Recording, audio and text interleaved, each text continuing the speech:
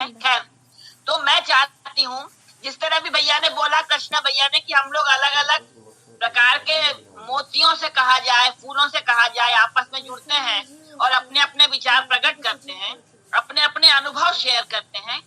और जो हमारे बीच में यंग जनरेशन जुड़ी है, हम लोग उनकी तुलना में बहुत अनुभवी हैं, वरिष्ठ हो गए हैं। तो हम चाहते हैं कि किस तरह सही मार्ग निर्देशन से और सही डिवोशन से इस कार्य को आगे बढ़ाया जाए। जैसे अभी योगेश भैया ने बताया, जिस तरह उन्होंने बहुत विस्तार से अच्छी अच्छी चीजें बताई, तो मैं ये कहना चाहूंगी कि ये सच है कि हम, ये कोई जो पुरोहिताई का काम है, कोई टेक्निकल वो नहीं होता है कि किसी को समझ में नहीं आए। किसी भी उम्र के लोगों को अगर सही शिक्षा दी जाए, वेदों का अध्ययन किया जाए, थोड़ी सी जो मंत्र जो है उसको सही रूप से सिखाया जाए, तो निश्चितता से वो उस कार्य को करने में सक्षम हो जाएंगे। तो बचपन से अगर हम उनके मन में ये बात डाल देंगे कि इस तरह कार्य करना है, कहने की बात नहीं है, फिर भी कहना मुझे उचित भी लग रहा है कि मेरा स्वयं का ऐसा अनुभव रहा कि मैं किसी मेरे अपने मित्र की शादी में, मित्र की बेटे की शादी में गई थी लखनऊ, और वो स्वयं ही जो ब्राह्मण वर्गी था वो, और शादी हो रही थी, शादी हो गई, जाने क्या बात हुई, तो उनकी जो लड़के वालों का जो पुरोहित था या जो था, आपस में उनकी कुछ टकराहट हो गई विचारों की। और I could not even imagine in my this life, जो मैं इतने दिनों तक हूँ, उस विवाह में उन लोगों ने वो जो 7 फेरे आपने सुने होंगे, मैं किसी की भी बुराई नहीं बता रही हूँ, किसी की भलाई नहीं बता रही हूँ, मैं किसी के विरोध में नहीं हूँ, लेकिन ऐसा हुआ था कि वो 7 फेरे फिर से डबल लगवाए गए। मैं जिंदगी में सोच भी नहीं सकती थी क्यों ऐसा हुआ था, किस कारण हुआ था, क्योंकि मैं बहुत उसमें बीच में हस्तक्षेप नहीं कर सकती थी, मुझे जानकारी नहीं थी। मैं तो केवल बारात में उसमें बन के गई थी, शामिल होके। लेकिन ये हम लोगों के, उन लोगों ने एक प्रकार से हम पर हावी हो गए हैं, हमारे विचारों पर। वो हम लोग बचपन से जो पढ़ते आ रहे हैं, देखते आ रहे हैं, वो जो कहते हैं उनसे हम लोग चलते हैं। तो हम लोग, जैसे अभी भाई योगेश ने भी कहा, कृष्ण भाई, आप सब लोग बता रहे हैं, जनार्दन भाई, कि हम लोग अगर सही तरीके से शिक्षा दें और ग्रहण करें, तो हमारी जो नई पीढ़ी है, लड़के हैं, लड़कियां हैं, बिटिया है, सब लोग अगर इसी को और अच्छे से और बहुत अच्छे तरीके से इसको आगे बढ़ा सकते हैं, थोड़ा सा उनको हमें उसमें इंटरेस्ट दिलाना होगा, उस कार्य को बढ़ाना होगा। साथ में जब वो ये कार्य करेंगे, तो हमारा जो आर्थिक पक्ष है, अपने आप हम लोग जो दूसरों को देते हैं, वो हमारे अपने लोगों में जाएगा, अपने लोग उससे प्रभाव वो होंगे, लाभान्वित। तो मैंने भी जबलपुर के कुछ लोगों से ये बात की थी, तो उन्होंने भी यही कहा कि किसी भी तरह, मैं जबलपुर में रहती हूँ, तो यही उन्होंने कहा कि अगर हम लोग इस तरह अगर इसकी शिक्षा दी जाए या शिक्षा देने का प्रारंभ किया जाए, तो हमारी जो पीढ़ी है, नई पीढ़ी, किसी भी उम्र की हो, चाहे वो वरिष्ठ लोग हों, कनिष्ठ हों, जो भी हों, अगर उसकी अच्छी तरह से, अगर थोड़ी बहुत सही तरीके से उसकी शिक्षा लेंगे, तो इस कार्य को हम लोग, जैसा हम लोग का ये अभी डेडिकेशन हो रहा है, कि जिस तरह हम लोग एक लक्ष्य बना लिया कि हमें ये कार्य करना है, तो स्वाभाविक रूप से हमारे बच्चे आगे बढ़ेंगे, हम लोग आगे बढ़ेंगे, और हमारी जो ये मेहनत है, जो प्रयास है, ये अवश्य उसमें सफलता पाएगी। यही मेरी आशा है और आकांक्षा है। आप सभी ने मेरे को सुना, उसके धन्यवाद बहुत बहुत। जी, बहुत बहुत शुक्रिया मैम। निश्चित रूप से आपके उद्बोधनों से हम लोगों को नई ऊर्जा का संचार होता है, और आपका जो अनुभव है, आपने जिस तरह से समाज सुधार के लिए काम कर रही हैं, निश्चित रूप से सराहनीय है और हम लोगों के लिए एक प्रेरणा का स्रोत है। तो मैं आशा करता हूं कि आपका इसी तरह से मार्गदर्शन और संरक्षण हम लोगों को मिलता रहेगा और मिशन को एक नई गति मिलती रहेगी। जी माननीय आपका दीदी, आपका बहुत बहुत स्वागत, वंदन, आभार। अब मैं परिचय की अगली कड़ी के रूप में इनवाइट करना चाहूंगा हमारे नए साथी कुछ जुड़े हुए हैं, उसमें आदरणीय सुशील पटेल जी। आदरणीय सुशील पटेल जी, कृपया आप आए और अपना संक्षिप्त परिचय रखें। आदरणीय सुशील पटेल जी।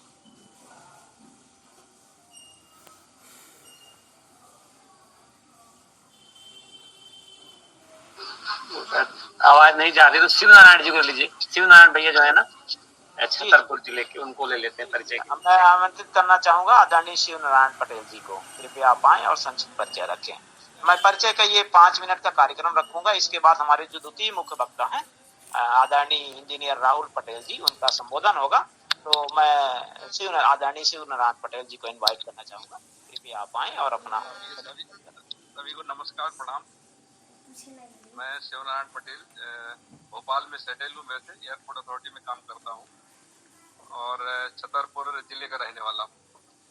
और अपने आदरणीय जनार्दन भैया से जबलपुर में एक बार मिला था, तभी उन्होंने इस मिशन में मेरे को जोड़ा हुआ है, तो उसी में जुड़ा हुआ हूँ और सुनता रहता हूँ, कोशिश करता हूँ कि हाँ हम लोग भी कुछ योगदान दे सकें इस मिशन में। तो और भैया की आदरणीय जनार्दन भैया की सब चीजें देख करके लगता है हमारा भी उत्साह बढ़ता है इनका करेज देख करके। तो मैं बस इतना कहना चाहूंगा कि इस मिशन को हमें सब आगे बढ़ाना है और कोशिश में लगे रहना है, तभी बदलाव आएगा। टाइम लगता है सब चीजों में, बहुत पुरानी चीजों को चेंज करके।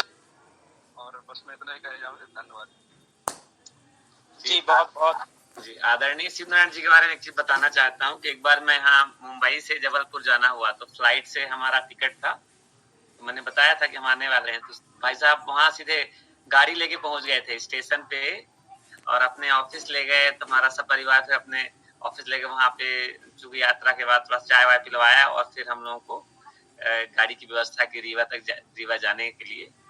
तो आपका जो प्रेम है और आपका आत्मीयता है बिल्कुल अद्भुत है आदरणीय शिव नारायण भाई साहब की। आपकी जो मैडम है वो भी शिक्षक हैं भोपाल में ही, और आपका बहुत बड़ा परिवार है।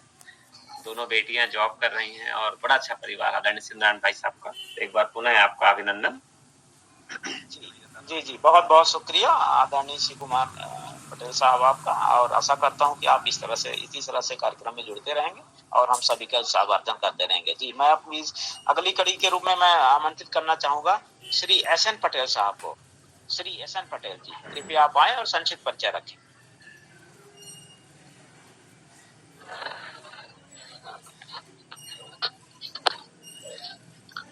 सभी महानुभाव को नमस्कार।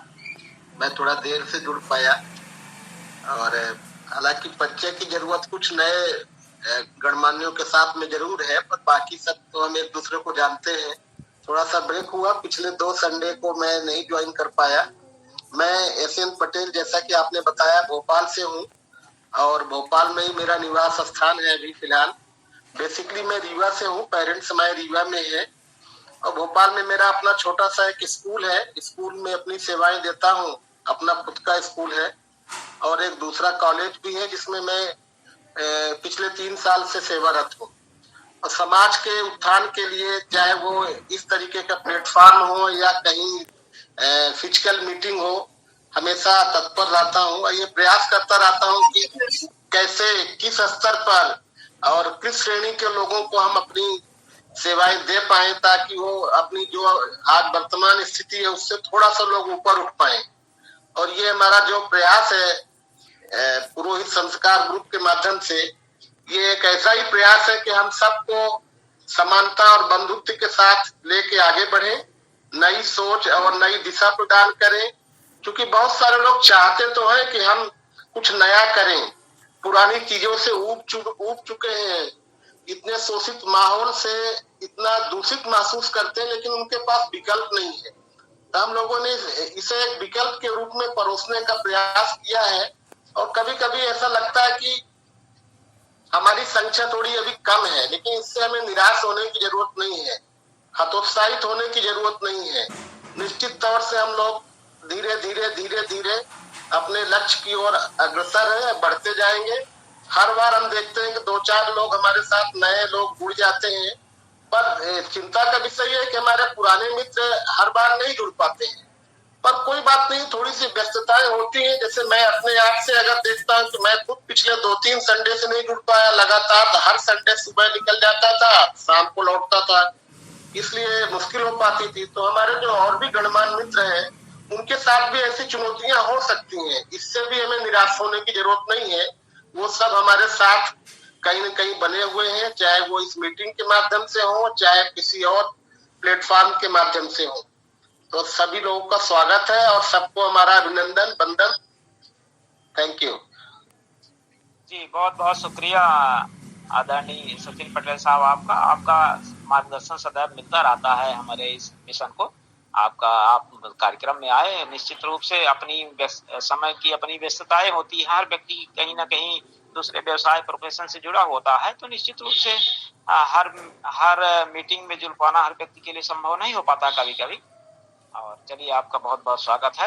और मैं इनवाइट करना चाहूंगा आदरणीय विकास गंगवार जी को। कृपया आप आए और संक्षिप्त परिचय रखें।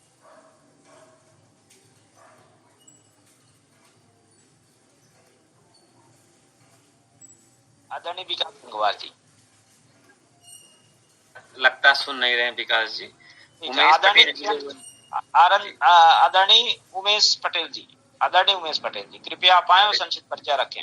युवा साथी हैं और बड़े कर्मठ कार्यकर्ता हैं सामाजिक। उमेश जी, आप अपना अनम्यूट कर लीजिए, अपना दीजिए परिचय। बड़ा अच्छा काम कर रहे हैं आप। ओबीसी महासभा के माध्यम से आपने बड़ा अच्छा काम किया है। अगल बगल हो गए शायद उमेश जी भी। पुष्पेन जी भी लेते हैं। आदरणीय पुष्पेन जी जुड़े हुए हैं। आदरणीय पुष्पेन पटेल जी, आप आए और अपना संक्षिप्त परिचय रखें। नमो बुद्धाय। जय भीम जय मौलिया। पुष्पेन पटेल रीवा से हूँ। आज पेरियार साहब की जन्म जयंती की ढेर सारी मंगल कामनाएं। यदि पेरियार जी को ईमानदारी से आज पढ़ ले तो बहुत सारी चीजें क्लियर हो जाती हैं। हमारे भारतवर्ष के प्रथम सामाजिक क्रांति का श्रेय तथागत गौतम बुद्ध को जाता है। इसके बाद कबीर, रविदास, चोखा मेला, और तीसरी जो सामाजिक क्रांति इनका श्रेय डॉक्टर अम्बेडकर, साहू जी महाराज, फूले जी को जाता है। तो अम्बेडकर और पेरियार साहब उधर आंदोलन चला रहे थे और डॉक्टर अम्बेडकर इधर आंदोलन चला रहे थे। तो इन लोगों के आंदोलन को यदि पढ़ा जाए तो बहुत सारी चीजें क्लियर हो जाती हैं। अभी पेरियार के बारे में मैंने पढ़ रहा था कि स्वाभिमान आंदोलन चलाया था, जिसमें धर्म, जाति और पुरोहितवाद और ये सब बहुत सारी चीजें पढ़ा। तो यदि आज पेरियार को स्पेशली पढ़ लें आज के दिन तो गजब का चीज है। बहुत सारी चीजें क्लियर हो जाती हैं। उन्होंने जस्टिस पार्टी बनाई, स्वाभिमान आंदोलन चलाया और सत्ता में भी रहे, कांग्रेस पार्टी में भी रहे। फिर उन्होंने विचारधारा से फिर भी समझौता नहीं किया और बहुत सारी चीजें।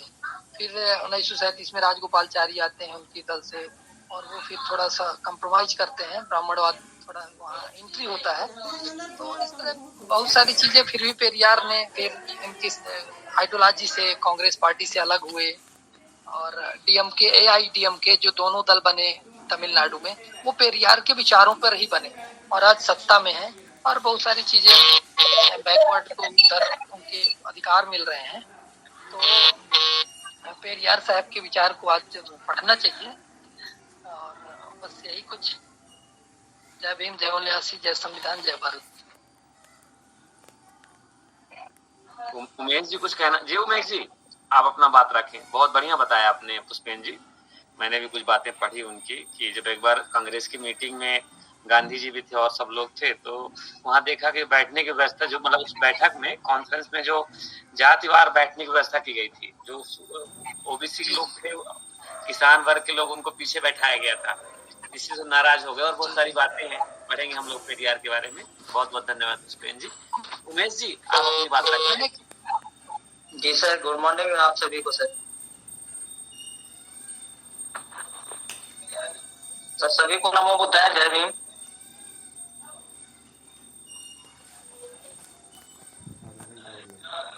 जी उमेश जी, कंटिन्यू रखें प्लीज। सभी को नमो बुद्धाय सर। जी नमो बुद्धाय, और कंटिन्यू रखें प्लीज। सर मैं रीवा एमपी से हूँ। जी, अपना संक्षिप्त परिचय दे दें और जो आप समाज सुधार के लिए कार्य कर रहे हैं। जी सर, मैं उमेश पटेल रीवा एमपी से हूँ सर। मेडिकल रिप्रेजेंटेटिव का काम करता हूँ। और वैसे मैं कुर्मी महासभा का संभागीय अध्यक्ष हूँ। जी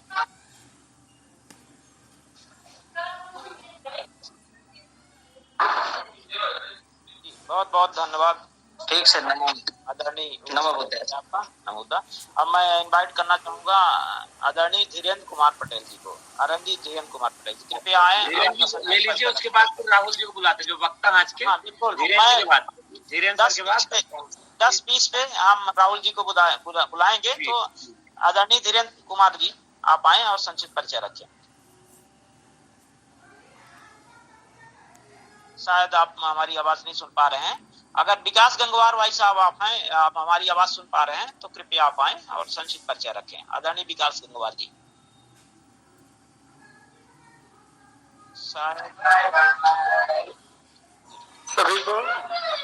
सभी को नमस्कार, जोहार जी। नमस्कार जी। हम सभी लोग समाज में एक वैचारिक परिवर्तन के लिए मूलतः कार्यरत हैं, जिसका बहुत बड़ा आर्थिक उद्देश्य भी है। और इस संबंध में अभी तक काफी कुछ सकारात्मक परिवर्तन भी देखने को मिला है। जैसे मैं अपना ही उदाहरण लूं तो पहले हमारे यहाँ सारे जो भी प्रोग्राम होते थे वो अमूमन वही वर्क कराता था, लेकिन जनार्दन भैया के प्रयास और आप सभी लोगों के चिंतन मनन के उपरांत ये चीजें धीरे धीरे आती गई मन में और गाढ़ी होती गई। तो मेरे बेटे का भी नामकरण हुआ था और मेरी बहन की शादी, तो दोनों में ही हमारे किसान वर्ग के पुरोहित थे। और प्रभु के परमेश्वर प्रकृति के आशीर्वाद से सभी चीजें अच्छी चल रही है। इसमें कोई भी ऐसा नकारात्मक प्रभाव अभी भी नहीं है। तो आवाज ना बंद हो गई विकास जी की, लगता है कुछ टेक्निकल एरर है। नहीं, आवाज आ रही है, कंटिन्यू। तो मुझे लगता है ये खाली एक मानसिक भ्रम है हम लोगों का, जो हमें एक समाज के बीच ले जाने की आवश्यकता है कि अगर आप किसी फलाने का काम नहीं उससे काम नहीं कराएंगे तो सफल नहीं होंगे, या फिर आप किसी फलाने को अपने घर बुलाएंगे नहीं तो आपके जीवन में कुछ व्यवधान रहेंगे। ऐसा कुछ भी नहीं है, ये खाली एक मानसिक भ्रांति है। और जो हमारा डिस्कशन आगे चलता रहेगा और नए नए लोग हमसे जुड़ते रहेंगे तो वो भ्रांति धीरे धीरे लोगों के बीच से दूर होती रहेगी। तो ये बहुत ही सुंदर प्रयास जनार्दन भैया और आप सभी लोगों के माध्यम से चल रहा है। और निसंदेह इसमें थोड़ा टाइम टेकिंग तो है, क्योंकि जो इवोल्यूशन होते हैं वो लॉन्ग टर्म के लिए इफेक्ट लाते हैं और उसमें टाइम लगता है। तो हम लोग उसी तरह से कार्य कर रहे हैं, तो ये बहुत अच्छा है। और इन्हीं के साथ मैं अपने शब्दों में विराम देना चाहूंगा। जोहार। बहुत धन्यवाद आदरणीय विकास गंगवार साहब आपका। और इसी तरह से हमारे छोटे छोटे प्रयासों से हम बड़े परिणामों तक पहुंचेंगे और इसीलिए हमारा ये प्रयास सबका मिलकर। मैं स्वागत करना चाहूंगा अभी तुरंत मिले हुए हमारे साथी जीपी राजकुमार जी का और डॉक्टर देवश प्रताप सिंह का। अब चूंकि अपनी समय हमारा 10-20 हो गए हैं, इसलिए मैं और जो हमारे नए साथी जुड़े हुए हैं आपका सभी का स्वागत है। अब मैं मुख्य वक्ता के रूप में इनवाइट करना चाहूंगा आज के जो हमारे मुख्य वक्ता हैं आदरणीय इंजीनियर राहुल पटेल जी, जो कि बिहार से बिलोंग करते हैं और आईआईटी इंजीनियर हैं और समाज सुधार के लिए आपने बहुत सारा काम किया है और आपकी एक जो सोच है वो बिल्कुल वैज्ञानिक तरीके से आप अपने विचारों को रखते हैं। तो मैं आज के मुख्य वक्ता के रूप में इनवाइट करना चाहूंगा इंजीनियर राहुल पटेल साहब को। कृपया आप आए और अपना वक्तव्य रखें। जी धन्यवाद। सभी को जोहार, जय किसान। मैं आज अपने अनुभवों और एक दोस्त हैं राजस्थान के, उनके अनुभवों को रखना चाहूँगा जो कि इस मिशन से संबंधित भी है कहीं ना कहीं। और इसके बाद मैं थोड़ा सा मनोविज्ञान और भारतीय इतिहास पर संक्षिप्त में बात करना चाहूँगा। अभी पिछले 4-4.5 साल से 5 साल से कह लीजिए, मैं जब से अपने होम टाउन सासाराम में आया हूँ, वापस जॉब करता था और अपना उद्यम चलाता था मैं अनेक दूसरे जगहों पर। तो जब से मैं आया हूँ उसके विदिन 1 ईयर, 1 साल के अंदर जब यह मुझे समझ में आया कि यह जो ग्रामीण क्षेत्र है भारत का, वह कभी भी इस रुपए की अर्थव्यवस्था से, इसके जंजाल से निकल नहीं पाएगा, कभी भी समृद्ध नहीं हो पाएगा। इसके कारण है, और मैं वो कारण लेखों के माध्यम से और कई प्लेटफॉर्म से मैंने कई बार रखा है। चाहे वो कितना भी चालाकी कर ले, उन्नत खेती और जीरो बजट खेती और जो भी है कर ले, उससे कुछ होने जाना का नहीं है। तो मैंने स्वयं ही प्रण लिया कि मैं भी एक आम ग्रामीण जो है उसकी जो वार्षिक आय है, मैं भी कोशिश करूंगा कि उसी में जीऊं। अब सारी नौकरी वोकरी चाहे किसी भी तरह के इनकम से, मतलब इस तरह से अपने को लिमिटेड करूंगा कि मेरी बस पेट चलाने भर तक की क्षमता रहे। हालांकि आज के डेट में मैं उसमें भी सफल नहीं हूं और फिर से चौथी बार बैंकरप्सी की ओर हूं।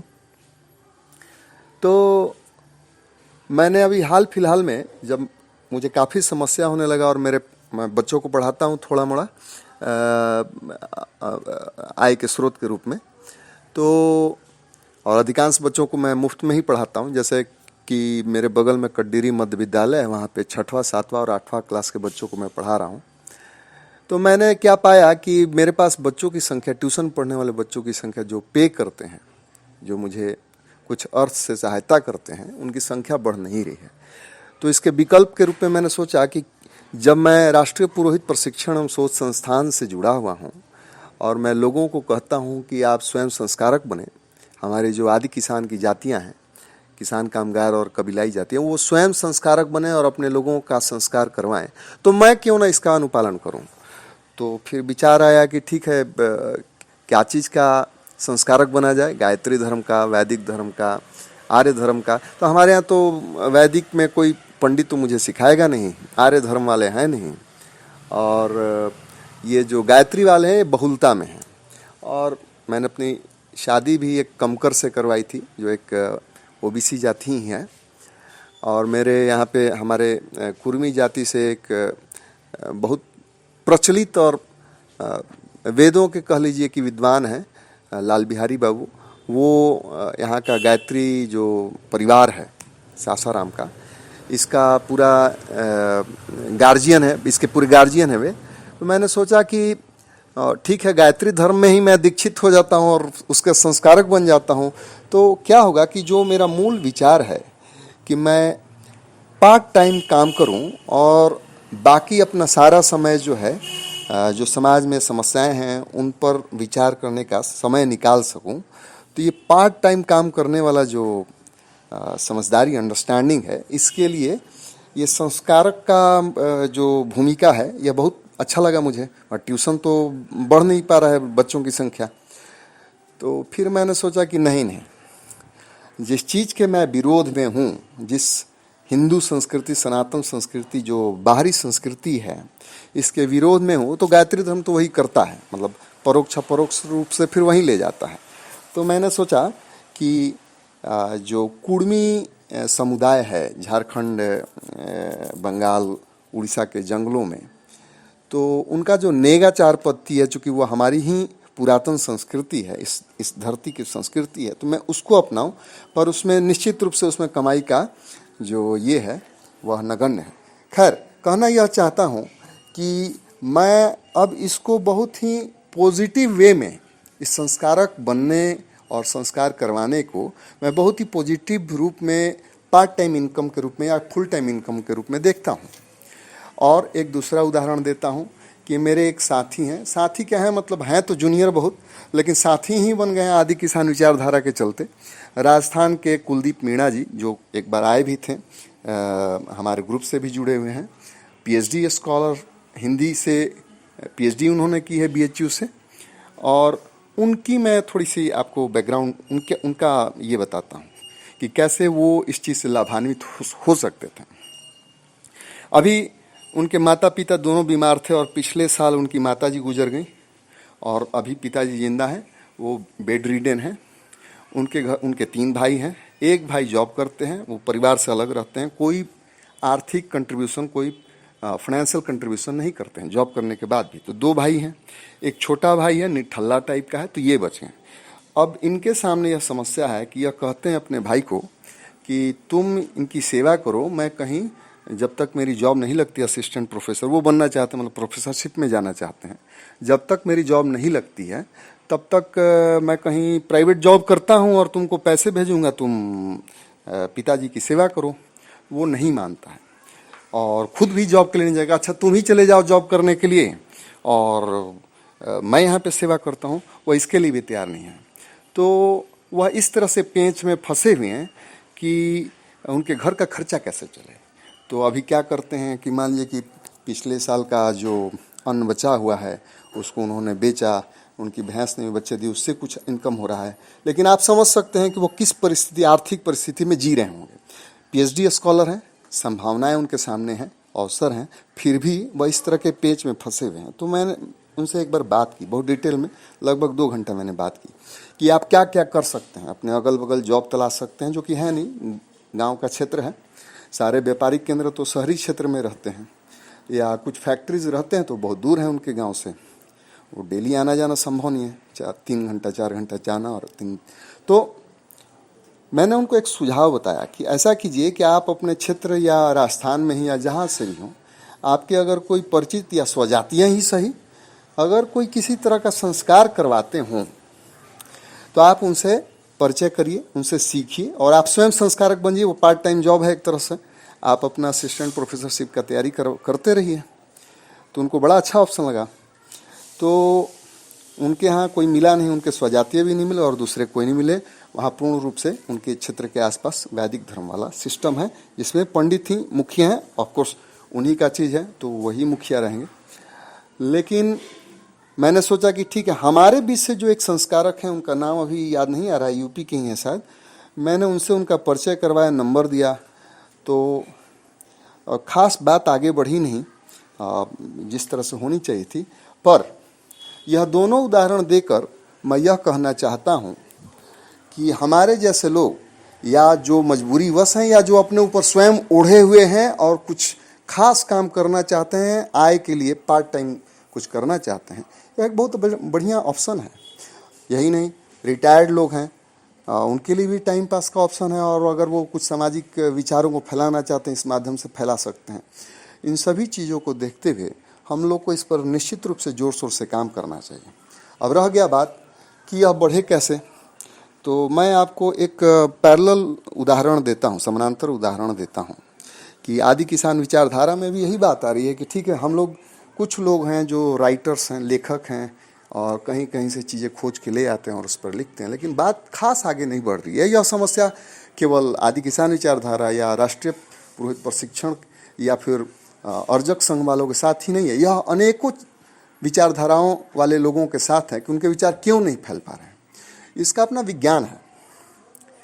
अब देखिए, उदाहरण स्वरूप मैं आदि किसान विचारधारा पर स्वयं लिख रहा हूँ, पर कभी कभी कुछ चीज़ों से मेरा विश्वास जो है डगमगाने लगता है कि क्या यह बात सही है, क्या यह विचारधारा सही दिशा में जा रहा है।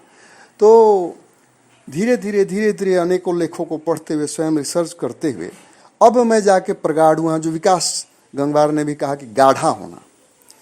कोई चीज़ अगर कहा जा रहा है, कोई बात है, तो उसमें बहुत ज़्यादा दृढ़ विश्वास पैदा हो जाना कि नहीं, यही चीज़ ही है, इसके अलावा कोई दूसरा चीज़ ही नहीं है। इस चीज़ का अपना जेस्टेशन पीरियड होता है, और आदि किसान विचारधारा का जेस्टेशन पीरियड 4-5 साल है। 4-5 साल में आप जाके पुख्ता होता है कि नहीं नहीं, यही चीज़ ही है, इसके अलावा बाकी सब झूठ है। तो फिर अब जब यह समझ जाते हैं कि इसका जेस्टेशन पीरियड क्या है, कितने समय में कोई व्यक्ति अगर लगातार उस चीज़ को पढ़े तो वह उस पर विश्वास करने लगेगा कि यही चीज़ ही है।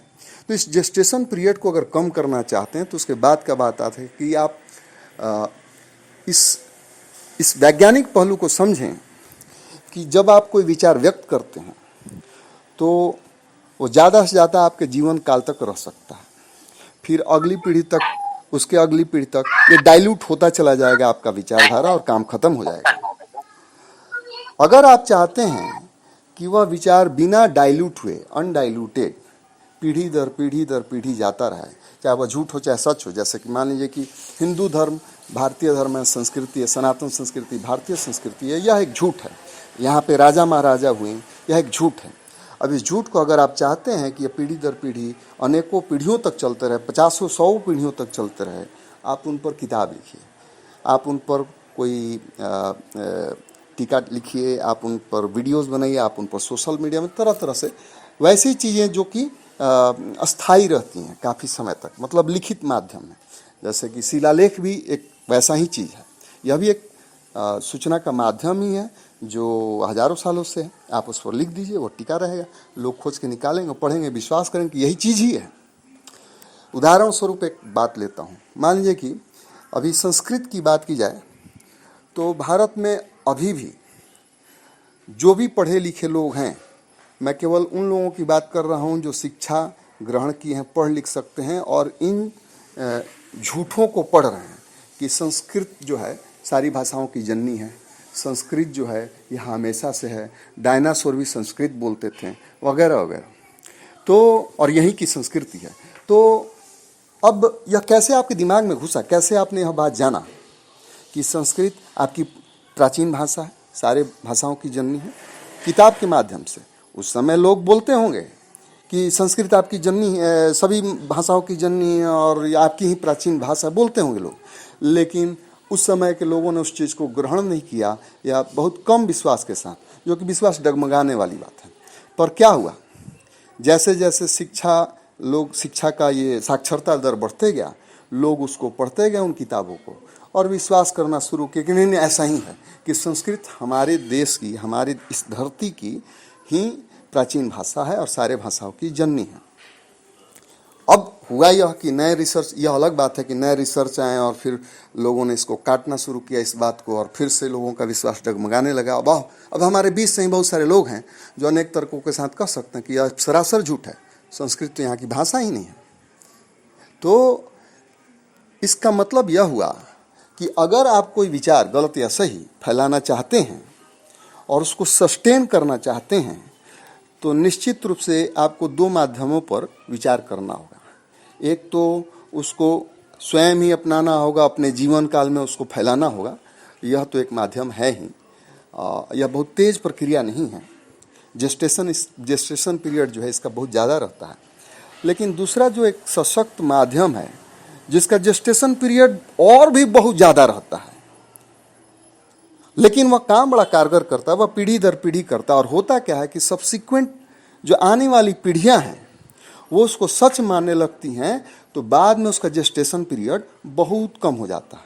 उदाहरण स्वरूप हिंदी अगर आज बात की जाए कि हिंदी हमारे देश की भाषा है और हिंदी कहाँ से आई, इस पर बात किया जाए तो बहुत सारे लोग बहुत सारी बातें कहेंगे। जिस समय हिंदी गिलक्रिस्ट साहब राइटर्स बिल्डिंग में 1897 से शुरू करके वह हिंदी पर काम कर रहे थे उस समय, और अपने अंडर दो प्रोफेसर्स लोग थे, एक मिश्रा जी थे, सदन मिश्रा या कुछ करके, और एक लल्लू जी लाल या ऐसा करके दो प्रोफेसर लोग थे। इन्हीं दोनों को इन लोगों ने गिलक्रिस्ट ने, अंग्रेज ने लगाया। राइटर्स बिल्डिंग में बैठ के ये लोग प्रेम सागर की जो ये है काव्य कह लीजिए, तो उस पर इन लोगों ने काम करना शुरू किया। उर्दू फारसी में वो चीज़ें थीं, और गिलक्रिस्ट के क्या कहते हैं वो कि जिसके अंडर में लोग पीएचडी करते हैं, तो गिलक्रिस्ट के मतलब उनके डायरेक्शन में इन लोगों ने, इन दोनों व्यक्तियों ने जो कह लीजिए यहीं के थे अभी तत्कालीन रूप से, मतलब इस कुछ समय के लिए मान लीजिए कि यहीं के लोग हैं, लेकिन है नहीं वो लोग यहाँ के, तो दोनों लोगों ने काम करना शुरू किया और शब्द बाय शब्द, वर्ड बाय वर्ड एकदम प्रेम सागर से जो पर्शियन फारसी शब्दों में लिखा था उसको हटा हटा के जानबूझ के हिंदी शब्द ले आए। तो ये हिंदी शब्द क्या थे, कहाँ से आ गए? जब था ही नहीं हिंदी तो हिंदी शब्द लाए कहाँ से? तो इन लोगों ने क्या किया कि प्राकृत के जो भाषाएं हैं और जो पर्शियन भाषा है उसका मिला जुला रूप और कुछ अपने से भी गढ़ के इन लोगों ने लाना शुरू किया। और ये जहाँ से आए हुए लोग हैं साउथ ईस्ट एशियन कंट्री से, वहाँ के भी कुछ भाषाओं के लोगों ने लेना शुरू किया, और इस तरह से हिंदी का निर्माण 5 साल लगा, हिंदी का पहला गद्य तैयार होने में, और उसके बाद फिर कहानी चल पड़ी। अब अगर मैं यह बात आपको नहीं बताऊंगा तो आप भी हिंदी पर लड़ते रहेंगे, कोई कहेगा कि यह बहुत पुरानी है, कोई कहेगा कि बहुत नहीं है। तो मैं आपको इसके संबंध में अब अनेकों उस समय के जब वो हिंदी बन रही थी उस समय के लोगों के वक्तव्य को अगर पढ़ाऊंगा तब आपका जो विश्वास है डोल जाएगा। क्या यह तो नई बात आ गई मेरे सामने। तो आप देख सकते हैं कि जब इसको किताबी रूप दे दिया गया तो यह अस्थायी हो गया, और अब लोग जो हैं अब इसको मानते हैं कि अधिकांश लोग मानते हैं हिंदी क्षेत्र में खास करके कि यह तो जन जन की भाषा है, हिंदी हमेशा से बोली जाती रही है। यह कैसे हो गया? इसका जेस्टेशन पीरियड गिलक्रिस्ट के समय में जब हिंदी बन रहा था बहुत ज़्यादा था। 10 साल में कोई मानने को तैयार नहीं था कि हिंदी कोई भाषा भी है ना, 1897 से लेकर ये तक। लेकिन उसके बाद फिर क्या हुआ? धीरे धीरे हिंदू महासभा बना, फलाने ठिकानी चीज़ हुई और इसका प्रचार प्रसार किया जाए। 50 साल पहले तक हिंदी भाषा को अभी भी मुझे लगता है कि कई डिपार्टमेंट्स में हिंदी पर जोर दिया जाता है कि हिंदी हमारी राष्ट्रभाषा है, इसको बढ़ावा दिया जाए। मैंने चेन्नई में देखा है स्टेशन पर हिंदी को बढ़ावा देने के लिए कई उपाय किए गए हैं। तो क्यों ऐसा किया गया है? वह हमारी भाषा ही नहीं है, हमारी मातृभाषा ही नहीं है। हमारी माँ ही हिंदी, खड़ी हिंदी नहीं बोल सकती है, तो मातृभाषा कैसे हुई? तो आप देख सकते हैं कि जेस्टेशन पीरियड जब लिखित रूप में रहेगा तो शुरू में बहुत ज़्यादा रहता है, लेकिन पीढ़ी दर पीढ़ी जब पीढ़ियाँ बदल जाती हैं और नई पीढ़ियाँ आती हैं तो वो उन चीज़ों को पढ़ती हैं और उन लोगों को क्या लगता है यही सत्य है, क्योंकि यही लिखा हुआ है। अब कोई वैकल्पिक स्रोत तो है नहीं कि उससे कन्फर्म किया जाए। ठीक उसी प्रकार से कि संस्कृत, हिंदू, सनातन, बौद्ध, अलाना, फलाना, पाली, यह सब जो है अति प्राचीन है, भारत की है, फलाना ठिकाना आप कह दीजिए। उसको कन्फर्म करने के लिए अब कोई नहीं बचा है जो यह कहे कि नहीं ऐसा नहीं है। तो कैसे लोग तब जानेंगे? तो किताब से जानेंगे। अब किताब में जो लिख दीजिए वही सही है, यही हुआ है, यही होता रहेगा। मैं यह कहना चाहता हूँ कि यदि आप भी अगर अपने विचारों को अस्थायी रूप देना चाहते हैं और कुछ समय के बाद चाहते हैं, अगर दूरदर्शिता के ख्याल से कि 20 साल के बाद इसका जेस्टेशन पीरियड 1 साल हो, 6 महीना हो, तो आपको भी इसको लिखित रूप देना पड़ेगा कि यह क्यों सही है। इस पर बोलना पड़ेगा, इस पर कई जगह आर्टिकल्स लिखने पड़ेंगे आपको कि ऐसा क्यों सही है, ऐसा क्यों हम लोग करना चाहिए। आप कहते हैं, मैं कहता हूँ कि अपने ही जीवन काल में हम लोग के लिए आय का अच्छा स्रोत साबित हो सकता है। हम लोग को आना चाहिए इसमें। आखिर ये मंदिर किसने बनाया? हमारे ही लोगों ने बनाया अपने पैसों से। क्या बढ़ई लोग बना सकते हैं? क्या कमकर लोग बना सकते हैं? क्या चमार लोग वो मंदिर बना सकते हैं गांव देहातों में? नहीं। कुर्मियों ने बनाया, अहिरों ने बनाया, कोयरियों ने बनाया और ऐसे ही अनेक लोगों ने बनाया जो कि अपना पैसा देके, अपना चंदा देके, अपना शरीर देके, जो कि उस गांव के लोग थे, किसी दूसरे ने नहीं किया। ये हम लोग अपने से ओढ़े हुए हैं। तो यह हुआ एक कैसे जेस्टेशन पीरियड को हम लोग कम या ज़्यादा कर सकते हैं। अच्छा, अब यह तो हुआ अपनी बात। शायद किसी ने कुछ कमेंट लिखा था, मैं उस पर आना चाहूँगा। अंग्रेजों के षड्यंत्र इतने गहरे हैं, हम लोग उसको मानते नहीं। ठीक है, तो अब मैं मनोविज्ञान पर थोड़ा सा बात करना चाहूँगा। ये तो हो गया अवसर की बात कि ये जो हम लोग मिशन चला रहे हैं, पुरोहिताई जो है, संस्कारक बनना अपने आप में एक अवसर है। और हमारे ही बनाए हुए मंदिर है, हमारे ही पूर्वजों के बनाए हुए मंदिर है, हम क्यों नहीं उसको फिर से अपने हाथों में लेके और संस्कार शुरू कर सकते हैं। बड़े मज़े से कर सकते हैं, हमारी ही चीज़ है ना, कौन रुकेगा। अच्छा, अब मैं मनोविज्ञान पर थोड़ा सा बात करना चाहता हूँ। डॉक्टर योगेश ने एक बात कही, भेड़ चाल की बात। या अनेकों लोग बात करते हैं कि हम लोग भेड़ चाल में फंसे हैं। थोड़ा सा गौर कीजिएगा कि हम लोग मनुवाद के विरोध में हैं, तो यह जो है गलत है। और अब हमारे वाले भेड़ चाल में आ जाइए आप कि ऐसा कुछ भी नहीं है। पर आप सोचते हो कि यह वैज्ञानिक सोच है, पर एक और इसका पक्ष है जिस पर आपने कभी नहीं सोचा कि आपके लाख कहने पर भी 70 से 80% लोग अभी भी क्यों वही कर रहे हैं जिसके खिलाफ आप हैं। तो आप अगर गौर करेंगे तो पाएंगे कि सोचना एक कठिन काम है। सोचना एक कठिन काम है। कोई भी मनुष्य जो है यह नहीं करना चाहता है, स्वतः नहीं करना चाहता है, अनलेस अनटिल वो इसको अपना मतलब ये बना ले कि भाई यही मेरा काम है। तो फिर इसका ऑप्शन कैसे, वो चीज़ों को कैसे सीखेगा? तो दूसरा उपाय है कि जो सभी लोग कर रहे हैं वो मैं कर रहा हूँ, मैं लोगों से अलग नहीं हूँ। या भेड़ चाल इसको कह दिया जाता है। लेकिन आपको यह समझना है कि यह हमेशा गलत नहीं है, यह हमेशा सही नहीं है यह चीज़। आखिर आप कैसे सीखते हैं? ये पढ़ना लिखना आपने जान लिया, कैसे आपने जाना बताइए? क्या आप अपने से रिसर्च करने गए थे चीज़ों को? नहीं, किताबों से आपने सीखा। आपने उसी भेड़ चाल में आप भी शामिल हुए। आज आप बात करते हैं मनुवाद की कोई पक्ष लेता है, वह भी भेड़ चाल है, और आज भीमवाद की कोई पक्ष लेता है, वह भी भेड़ चाल है। क्या आप उसके मूल में गए हैं कि भीमवाद उतना ही गलत है जितना कि मनुवाद गलत है? क्या आप गए हैं कि चमार लोग उसी वर्ण व्यवस्था के लोग हैं जिस वर्ण व्यवस्था के ब्राह्मण लोग हैं? नहीं गए हैं। आपने कोई रिसर्च नहीं किया है। जो भी इतिहास की किताबें लिखी जाती हैं, 99% केस में जो मूल रिसर्च हुए हैं उसी पर बार बार टीका लिखा जाता है, पुनरावृत्ति होती रहती है, वह सच बनते जाता है। ऐसे ही नहीं कहा जाता है कि किसी झूठ को 100 बार बोल दीजिए तो वो सत्य में बदल जाता है, ऐसे ही नहीं कहा गया है। तो मैं यह कहना चाहता हूँ कि आप पहले स्वीकार कीजिए कि भेड़ चाल एक स्वाभाविक मनोस्थिति है, एक स्वाभाविक गुण है, विचार लोगों के कार्य करने का तरीका है। आप पहले इसको स्वीकार कीजिए। अच्छा, अब रह गया बात कि जब आप चाहते हैं कि आपकी तरह से लोग ढलें तो केवल मनुवाद को गाली दे देने से कुछ हो जाएगा क्या? नहीं होगा, क्योंकि जो लोग नई पीढ़ियाँ आ रही हैं, जो लोग बड़े हो रहे हैं, वह पढ़ना चाहते हैं, जानना चाहते हैं। उनके पास पढ़ने या जानने के लिए जो किताबों के रूप में जो अनेक अन्य माध्यमों के रूप में मौजूद है material, study material, reading material, वह किन लोगों के द्वारा लिखा गया है? उनकी बहुतायत में परसेंटेज क्या है? वो 99% आप देखेंगे, 90 आज के डेट में तो कम है, 95% देखेंगे कि वही साहित्य है जो मनुवाद वाले लोग हैं, उन्हीं ने लिखा है, उन्हीं का साहित्य अभी मार्केट में उपलब्ध है, और 5% आपका है।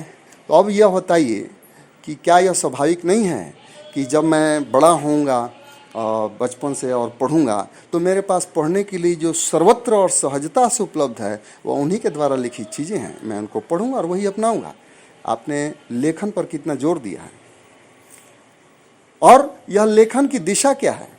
आपने कह दिया कि पूजा पाठ गलत है, आपने कह दिया कि पंडितों द्वारा क्यों पूजा कराई जाए, हमारे लोग क्यों नहीं कर सकते हैं? आपने कह तो दिया, पर आपने क्या विकल्प दिया है? नहीं, विकल्प नहीं आपने दिया, केवल कहा है मात्र, और आप गुजर गए हैं और उसी के साथ बात खत्म हो गई। कंटिन्यूटी कहाँ है? सस्टेनेंस कहाँ है आपके विचारधारा का? और है भी तो आप उसमें वैज्ञानिकता की बात तो कह रहे हैं कि पूजा पाठ से कुछ नहीं होता, पर भेड़ चाल वाली जो मानसिकता आप उसको समझ नहीं रहे हैं कि लोग जब देखेंगे कि पूजा पाठ हमारे गांव देहात में, हमारे अगल बगल, हमारे पड़ोसी कर रहे हैं, तो फिर मेरी पत्नी भी करेगी, मैं भी करूंगा। देखिए जरा उदाहरण देता हूं, मान लीजिए कि मैं इसके खिलाफ हूं, पर मेरे घर में मेरी माँ मेरी पत्नी करती हैं। जब लोग मुझसे पूछेंगे अरे आपके घर में भी तो वही चीज़ है, तो मैं क्या कहूँगा? मैं कहूँगा कि अब क्या किया जाए, और मुझसे लड़ा कैसे जाए माँ से, तो काम खत्म हो गया वहीं पे। हालांकि मैं कुछ नहीं से कुछ स्तर तक आया कि मैंने छोड़ दिया, लेकिन बात आगे बढ़ी नहीं। तो इसका विकल्प क्या हो सकता था? इसका यह विकल्प हो सकता था कि उनको बहुत सारी बातें बताई जाए कि कैसे सही है, लगातार किया उनको उस चीज़ के संपर्क में लाया जाए। ऐसा क्यों है? क्योंकि वो पहले से ही दूसरी वाली व्यवस्था के संपर्क में हैं, वो बचपन से देखती आई हैं दूसरी वाली व्यवस्था, जिसको आप मनुवाद कहते हैं, लगातार संपर्क में है। तो इसका मतलब हुआ कि आपको अगर उल्टा करना है, उसको हटाना है, तो आपको इस वाली व्यवस्था के लगातार संपर्क में उनको रखना है। वो देखेंगे, सीखेंगे, वही भेड़ चाल वाली जो मानसिकता है वही आपके लिए भी काम करेगी। उनके लिए भी उसने काम किया था, मनुवादियों के लिए भी उसने काम किया था, वो भेड़ चाल वाली मानसिकता आपके लिए भी वह चीज़ काम करेगी। और दुधारी तलवार है, एक तरफ आपको काटी है तो कल उनको भी काटेगी, आपको इस्तेमाल करना आना चाहिए सिर्फ। यह हुआ भेड़ चाल मानसिकता के बारे में। अब थोड़ा सा देखा जाए इसी भेड़ चाल वाली मानसिकता के बारे में। जब आप कहते हैं कि हमारे देश में राजा महाराजा थे, या फिर आप जब कहते हैं कि हम लोग शूद्र हैं, जब आप कहते हैं कि हम लोग का शोषण हुआ है, मैं आपसे पूछता हूँ, और मैं उसके पहले एक और बात कह देता हूँ कि सोशल मीडिया पर जब भी कोई पंडित मुझसे उलझता है तो मैं सिंपल शब्दों में कहता हूँ कि ऐसा है कि तुम मुझसे गाली गलौज कर रहे हो, यह कृतज्ञता क्यों कर रहे हो? तो वो बोलता है कि कृतज्ञता कैसे है? तो मैंने कहा तुम्हारे पूर्वजों को मेरे पूर्वजों ने जिंदा रखा, भीख दिया, जिंदगी जीने के लिए व्यवस्था बनाई मंदिर बनाकर, और तुम जो है आज हमको गाली दे रहे हो, तुम एकदम कृतज्ञ व्यक्ति हो तो वो चुप हो जाता है, वहाँ से चला जाता है। You have power. कैसे? मैं उसको कह सकता था कि मैं तो शूद्र हूँ, मैं तुम्हारे खिलाफ हूँ। भैया मैं शूद्र ही नहीं हूँ, कैसे शूद्र हूँ साबित कीजिए जरा। तो शूद्र कैसे मैं बन गया? यह शूद्र बनने की कहानी मुश्किल से भी 100 साल की नहीं है। शूद्र जो नीच व्यक्ति है वह है। अब इस वर्ण व्यवस्था वाले पंडितों को जिनको हमने जिलाया, वो हम लोग नीच कैसे हो सकते हैं? हम तो उनसे ऊपर है ना। ये पिछली बार भी मैंने एकदम संक्षिप्त में कहा था, या आज भी कह रहा हूँ, हम लोग वो लोग ऑब्लाइज्ड लोग हैं, हमसे कृतज्ञ लोग हैं। वो क्या हमसे बात करेंगे? वो क्या हमारा शोषण कर सकते हैं? हम लोगों ने लोगों को खिलाया, लोगों को जिलाया, वो क्या हमारा शोषण कर सकते हैं? वो क्या हमें शिक्षा से रोक सकते? उनके पास खुद ही शिक्षा नहीं थी। आप लोग कहते हैं जो भीमवादी लोग हैं कि हमें शिक्षा लेने से रोका गया। कौन सी शिक्षा जरा बताइए? यहाँ शिक्षा की कोई व्यवस्था नहीं थी, यहाँ कोई गुरुकुल नहीं था भारत में। कहीं गुरुकुल का आप अवशेष दिखा दीजिए। आप एक आधो को गिनाएंगे, नालंदा विश्वविद्यालय वगैरह वगैरह गिनाएंगे, यही गिनाएंगे। उसकी भी सत्यता पर प्रश्नवाचक चिन्ह ही है। लेकिन जो गुरुकुल सिस्टम है कहीं भारत में कहीं भी नहीं था। ये जो आप फुले की, महात्मा फुले और उनकी जो सावित्रीबाई फुले की बात करते हैं, तो कौन सी शिक्षा ग्रहण करती थी आप बता दीजिए। वो लोग जिस कॉलेज में जाती थी, एक अमेरिकन नन थी वह, तो वो लोग धर्म की शिक्षा देती थी। उस चर्च वाले सिस्टम है, उसी को ये ग्रहण करने गई थी और उनके साथ अनेक महिलाएं गई थी। उस चर्च में जाती थी और शिक्षा ग्रहण करती थी धर्म की। कौन सी शिक्षा की आप बात कर रहे हैं? जब आप बात कर रहे हैं महात्मा सावित्रीबाई फुले का कि उन्होंने पहला स्कूल खोला, उसके पहले ही वो जिस स्कूल में पढ़ती थी वही महिला का कॉलेज था, स्कूल था, अगर धर्म की शिक्षा को ही शिक्षा कहा जाए तो। और उसके पहले कलकत्ता में कॉलेजेस थे, यूनिवर्सिटीज थे। किस शिक्षा की आप बात कर रहे हैं? 1870 में 3% साक्षरता दर थी। ये साक्षरता दर किस चीज की थी? तो जो लोग उर्दू फारसी बोल सकते थे, जो लोग फारसी बोल सकते थे, लिख सकते थे उर्दू में, वही शिक्षा थी। और ये फारसी बोलने वाले लोग कौन थे, लिखने वाले लोग कौन थे? तो व्यापारिक केंद्रों पर, व्यापारिक केंद्र का सीधा, शहर का सीधा सीधा मतलब होता है व्यापारिक केंद्र, यानी जो मुगलों और अंग्रेजों के व्यापारिक केंद्र थे जिसको हम शहर कहते हैं आज, वहाँ पे जो धंधे के संबंध में जो कार्यकलाप जो जिस लिपि में होता था वह फारसी उन्हीं के लोगों की थी, जो बाद में फिर हिंदी और संस्कृत और अंग्रेजी वगैरह अनेक चीज़ें हुई। तो फिर आप बताइए कि उस शिक्षा को ग्रहण करने वाले लोग 3% थे और बाकी केवल बोली बोल सकते थे प्राकृत में, जैसे भोजपुरी, मगही, मैथिली वगैरह वगैरह बोलियां बोल सकते थे, लिख पढ़ नहीं सकते थे। तो फिर किस शिक्षा की आप बात कर रहे हैं कि हमें शिक्षा लेने से रोका गया? और हमें शिक्षा लेने से रोका गया। अभी 20 साल पहले तक तो सरकारी विद्यालयों में टंगरी पकड़ पकड़ के बच्चों को लाना पड़ता था शिक्षा के लिए, और आज भी बिहार सरकार कोशिश कर रही है कैसे जबरदस्ती लाया जाए। किस शिक्षा की आप बात कर रहे हैं कि हमारे बुजुर्ग जो हैं शिक्षा हम उनको लेने से रोका गया? यह शिक्षा धार्मिक शिक्षा थी, बेकार की शिक्षा थी।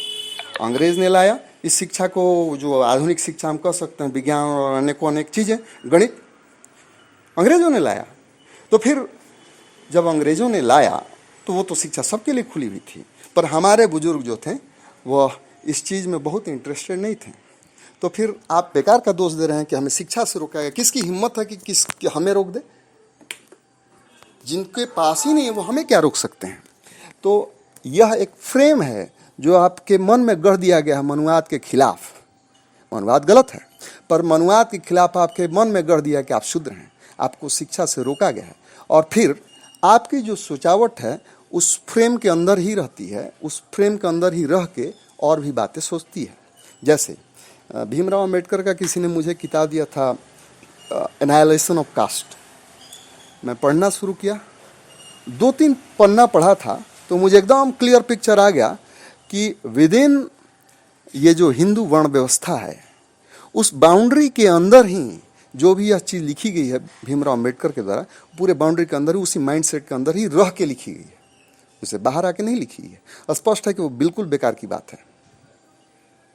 तो कहने का यह मतलब है, दूसरा मनोविज्ञान का चीज़, भेड़ चाल पे एक मानसिकता होगी। दूसरा चीज़ कि आप जब भी कोई चीज़ सोचते हैं, आप बहुत ही स्वाभाविक बात है कि आप पहले एक बाउंड्री क्रिएट करते हैं अपने चारों ओर, मानसिक रूप से या कोई फिजिकल फॉर्म नहीं है कि आप एक चार दीवारी खींच देंगे, आप एक बाउंड्री सेट करते हैं और फिर उस बाउंड्री के ही अंदर काम करते हैं, अदरवाइज सोचना ही बहुत मुश्किल काम हो जाएगा। अब अंतर यही पड़ता है कि आप किस तरह की बाउंड्री सेट करते हैं या जो बाहरी प्रभाव है वह कैसी बाउंड्री आपके लिए सेट करता है। वह मैं इसलिए कर रहा हूँ कि आप ज़्यादातर केस में सोचते हैं कि आपने बाउंड्री सेट किया हुआ है, पर आपका बाउंड्री जो है ज़्यादातर पढ़ लिख के जो मौजूद है बाज़ार में साहित्य या लेख, उस चीज़ को पढ़ के आप अपने मन में बाउंड्री सेट करते हैं और फिर विद इन दैट बाउंड्री, उस बाउंड्री के अंदर रह के ही आप चीज़ों के बारे में सोचते हैं। अब इससे समस्या क्या हो सकता है? देखिए, इस बहुत ही लाभदायक चीज़ है। आप एकदम ओपन बाउंड्री रखेंगे, सब कुछ खुला बिना बाउंड्री के, तो सोचना ही कठिन काम है, सोच ही नहीं सकते हैं। पर जब बाउंड्री सेट कर देते हैं तो फिर यह दुधारी तलवार की तरह काम करता है। अगर आपका रिसर्च किया हुआ बाउंड्री नहीं है या सही रिसर्च किया हुआ बाउंड्री नहीं है आपके या किसी के द्वारा, तो निश्चित रूप से आप गलत डायरेक्शन में काम करने लगेंगे। जैसा कि अभी मैंने शूद्र और शोषण और आर्थिक शोषण और सामाजिक शोषण और इन चीज़ों के बारे में बता रहा था, महाराजाओं के बारे में बता रहा था कि ये बाउंड्री सेटअप किए हुए हैं आपके लिए। आप पढ़ते हैं कि ऐसा हुआ है। जिस भी 5% जो आर्टिकल्स मौजूद हैं भारतीय बाजार में, उनको पढ़ते हैं और आप बाउंड्री सेट करते हैं, मेंटल बाउंड्री सेट करते हैं और फिर विद इन दैट बाउंड्री आप सोचते हैं। लेकिन क्या होगा अगर यह बाउंड्री सही सेटअप किया जाए? जैसे उदाहरण स्वरूप, अगर मैं मान लीजिए कि आपको बताता हूं कि भारत में कोई राजा महाराजा ही नहीं था, वो तो ईस्ट इंडिया कंपनी के कर्मचारी लोग थे। अब मैं इसको कैसे प्रूफ करूंगा? तो यह बताइए कि आप उनके जितने फोटो देंगे उसमें जो कुर्सियां होती हैं, आप ये कुर्सियों पर ध्यान दीजिए, उनकी कुर्सियों की बनावट पर। वे कुर्सियां ब्रिटिश स्टाइल की हैं। आप उनके छाती पर एक मेडल लटका हुआ देखेंगे, लगभग सभी के पास, चाहे वो साहू जी महाराज हों, चाहे भीमराव अम्बेडकर हों, सुभाष चंद्र बोस हों, राजेंद्र प्रसाद हों, या फिर दलीप सिंह हो, चाहे कोई भी राजा महाराजा हो। मैं आपको सैकड़ों राजा महाराजाओं का फोटो दिखा सकता हूं। उस पर एक मेडल रहता है जो बीच में से गोल रहता है और सूर्य का ऐसे बनाया रहता है। KEIC या ऐसे कुछ उसको उस संस्थान का दिया हुआ, फ्री मैसन के लोगों का। आप उन मेडल को देख सकते हैं सबूत के रूप में। आप यह भी देख सकते हैं कि कैसे ये प्रसिद्ध हुए हैं, ये लोग कैसे प्रसिद्ध हुए। आपको लगेगा कि ये अपने काम के बदौलत प्रसिद्ध हुए हैं। मैं आपको बताता हूं एक उदाहरण देकर। कन्हैया कुमार को आपने देखा होगा, सडनली बहुत राइज किए हैं और अब गायब हो गए हैं पूरे भारतीय मीडिया से ही।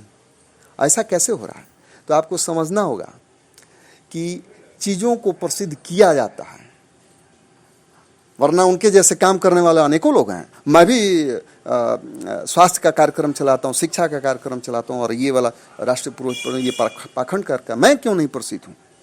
क्यों कन्हैया कुमार प्रसिद्ध? उन्होंने क्या किया है? कौन सा वैचारिक ये दे दी है? आपको यह समझना होगा कि चीज़ों को प्रसिद्ध किया जाता है। उदाहरण स्वरूप महात्मा गांधी को ले लीजिए।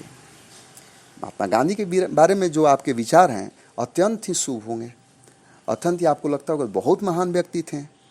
तो थोड़ा सा मैं आपको बता देता हूँ कि कैसे यह सेट किया गया है उनको उनके महानता को सिद्ध करने के लिए। तो महात्मा गांधी ने कहीं लिखा है अपने शायद जीवनी में, बायोग्राफी में, कि दक्षिण अफ्रीका में जो घटना हुई उससे मेरा मन विचलित हो गया और मैं अंग्रेजों के रंग भेद नीति के खिलाफ हो गया। अब जरा देखिए, वहाँ का इतिहास पढ़िएगा तो वहाँ पे स्पष्ट रूप से लिखा है कि जिस स्टेशन पर उनको उतारा गया था उस ट्रेन में हुआ क्या था कि इनके पास फर्स्ट क्लास का टिकट था और यह स्लीपर में चढ़ गए थे। टीटी ने उनको कहा कि आप उतर के चले जाइए फर्स्ट क्लास में। वो एकदम अड़े रहे कि नहीं, अंग्रेजों के साथ बैठे थे, अड़े रहे कि मैं नहीं जाऊंगा। इस पर टीटी ने उनको बाहर कर दिया ट्रेन से, और उन्होंने वहाँ अपना जो भी वर्णन जब भी दिया है तो उन्होंने दिया कि मैं अंग्रेजों के साथ बैठा तो गोरे और काले होने के कारण मुझे बाहर निकाल देगा। अब जरा उसके बाद का मजेदार किस्सा सुनिए कि उसके बाद क्या हुआ। आपको किसी ने बताया नहीं कि उसके बाद क्या हुआ। तो फिर क्या हुआ कि उस स्टेशन पर उतरने के बाद उन्होंने फर्स्ट क्लास में तो बैठे हुए थे, स्लीपर में बैठे हुए थे, फर्स्ट क्लास का टिकट लिए थे, या फर्स्ट क्लास में बैठे हुए थे, स्लीपर का टिकट लिए हुए थे, इसलिए उनको उतार दिया टीटी ने। तो उस स्टेशन पर उतरकर फर्स्ट क्लास का उन्होंने टिकट लिया और फिर से अगली ट्रेन में वो बैठे अंग्रेजों के साथ ही। यह तो किसी ने बताया नहीं कि फिर तो अंग्रेजों के साथ ही बैठे थे। अगर रंग भेद वाली बात थी तो उनको बाहर फेंक दिया जाता। और देखिए उसके बाद मजेदार बात क्या हुआ कि अब उनको बहुत ही गुस्सा आया, उनका तो हृदय परिवर्तन हो गया था अंग्रेजों के प्रति। तो उसके 6 साल के बाद बोएर वार हुआ अफ्रीका में स्थानीय लोगों के साथ, और उन्होंने बदला कैसे लिया अंग्रेजों से, जरा यह सुनिए। उस बोयर वार में उन्होंने खुद पेशकश की अंग्रेजों से कि वो एक एम्बुलेंस कॉर्प बनाएंगे जिसका इनको सूबेदार बनाया गया, और अनेक जो भारतीय स्थानीय लोग थे वहाँ पे अफ्रीका में जमे हुए थे, उनको लेकर इन्होंने अंग्रेजों की खूब छक कर मदद की। ऐसा उन्होंने बदला लिया अपने हृदय परिवर्तन के लिए, अंग्रेजों के शोषण से दुखी होकर उन्होंने इस तरह का बदले अंग्रेजों की मदद करके।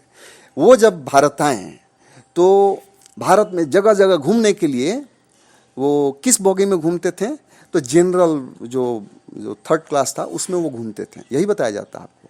लेकिन आपको किसी ने नहीं बताया कि वह ट्रेन स्पेशल होते थे जिसमें सिर्फ 3 बोगियाँ होती थी 3rd क्लास की, और उसमें सभी गांधी जी के सहायक लोग बैठे हुए थे, नेता मदारी बैठे रहते थे, और उस ट्रेन को चलाने में अंग्रेजों को बहुत खर्चा आता था। आपको किसी ने नहीं बताया होगा, आपको किसी ने नहीं बताया होगा कि उनके सारे परिवहन का खर्चा अंग्रेज उठाते थे। उनको उस समय जब 1 रुपया का वैल्यू बहुत ज़्यादा होता था, लाखों रुपए चंदे आते थे इंग्लैंड से उस साबरमती आश्रम के लिए। आपको किसी ने नहीं बताया होगा कि ये फटही सुतही पहन के जाते थे लंदन में, फोटो अपॉर्चुनिटिस्ट, ये हमारे मोदी जी की तरह, ये तो बिल्कुल ही अपोजिट हैं। तो जाते थे और वहाँ पे ऐसे रहते थे। आपको किसी ने नहीं बताया कि इसके भी बहुत सारे खर्चे होते थे उनको मेंटेन करने के लिए, कैसे यह नंगे धड़ंगे घूम के भी स्वस्थ रहें। बकरी का मेंटेनेंस के लिए उस समय 1000 रुपये खर्चे होते थे, अंग्रेज सब बियर करते थे। किसी ने आपको नहीं बताया, या फिर आप में से हो सकता है कुछ लोग जानते हो। आपको बताया जाता है कि जो हमारे एक प्रधानमंत्री थे लाल बहादुर शास्त्री शायद, कि गुदड़ी के लाल थे। आपको बताया जाता है बहुत ही गरीब थे, कैसे गंगा नदी पार करके पैसे का भाव में आए। आपको नहीं बताया जाता कि उस समय जब यूनिवर्सिटी में डिग्री लेने के लिए मतलब बहुत पैसे की आवश्यकता पड़ती थी, और यह आम लोगों के वश की बाहर की बात थी। उस समय उन्होंने डिग्री ली थी लाल बहादुर शास्त्री ने, और उनका फोटो देखिए प्रधानमंत्री भवन में, या जो भी इसको भवन कहा जाए। तो उनकी पत्नी जो हैं और ये जो हैं एकदम हट्टे कट्टे हैं और फूल के बर्तन में खाना पका रहे हैं, गुदड़ी के लाल हैं, गरीब आदमी हैं। तो चीज़ें बनाई जाती हैं, महत्वपूर्ण, उनको मशहूर बनाया जाता है। इसका साइंस आपको समझना पड़ेगा कि क्यों ऐसा हुआ। आप बस लिख दिया जाता है, आप उसको मान लेते हैं। तो इसके पीछे थोड़ा जाइए तो आपको समझ में आएगा कि चीज़ें मशहूर की जाती हैं। और हम लोग जो हैं अब कहाँ फंस जाते हैं, भेड़ चाल वाली मानसिकता में। या भेड़ चाल वाली मानसिकता जरूरी है, लेकिन हम लोग अंतर नहीं कर पाते हैं, क्योंकि हमारे पास यही विकल्प है। हमको यही दिखाया जा रहा है कि महात्मा गांधी महान है, लाल बहादुर शास्त्री महान है, मदन मोहन मालवीय महान है, मुंशी प्रेमचंद, उनको कितना गरीब दिखाया जाता है। जाइए उनके गांव पर, उस समय जब लोगों के मिट्टी के घर हुआ करते थे, खपड़ों के, उनके पास 2 तला मकान, पक्का मकान था, और बहुत बड़ा 4 कट्ठे में फैला हुआ, बहुत सारा जगह जमीन है उनके पास। अभी भी 2-2 मकान है उस समय, अंग्रेजों के समय। आपको क्या बताया जाता है, बहुत अत्यंत गरीब थे। देखिए ना, फोटो खिंचवाते समय तो लोग एकदम सबसे सुंदर कपड़ा पहने, वो तो फटे जूते में फोटो खिंचवाए हैं। जो व्यक्ति फोटो खिंचवाते समय फटा जूता पहना, वो बताइए वो कितना गरीब होगा रियल जिंदगी में। इस तरह से बताया जाता है। तो यह बाउंड्री सेट की जाती है, और फिर हम लोग भेड़ चाल वाली मानसिकता में फंस के उसको फॉलो करते हैं। तो आप सोचेंगे मैं भेड़ चाल वाली मानसिकता का विरोधी हूँ, नहीं। मैं यह कह रहा हूँ आप सभी से कि यह जो है दुधारी तलवार है, यह अगर उनके लिए काम कर रही है तो यह हमारे लिए भी करेगी। और यह मान के चलिए कि सोचना अत्यंत ही कठिन काम है। तो यह कुछ मानसिकताओं की बात हुई राजा महाराजाओं पर, फिर मैं कभी आऊँगा भारतीय इतिहास पर भी आऊँगा। यह संक्षिप्त में जान लिए कि भारतीय इतिहास एक सरकारी इतिहास है, और यह विज्ञान नहीं है, यह गणित नहीं है कि अब किताब में लिख दिया तो इसको कोई प्रूफ की जरूरत नहीं, क्योंकि वह स्वयं आप प्रूफ कर सकते हैं। इतिहास एक अत्यंत ही विवादास्पद चीज़ है, जो निश्चित रूप से पूरी की पूरी जितने भी जहाँ जहाँ अंग्रेजों ने राज किया पूरे दुनिया में, सब जगह गलत लिखी हुई है, और भारतीय इतिहास उसी का एक पार्ट है। तो you must take with pinch of salt कि ये जो भारतीय इतिहास है सही है कि गलत है। मैं अपनी वाणी को विराम देता हूँ। धन्यवाद।